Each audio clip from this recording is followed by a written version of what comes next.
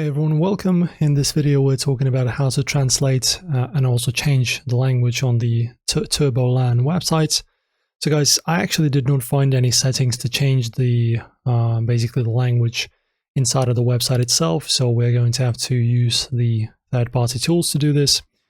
So as you can see in the settings, just like I've just shown, even if I go to my account, as you can see there's nothing in here in regards to changing the language.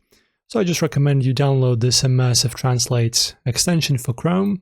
It works well, and then just press on it, or just on the settings.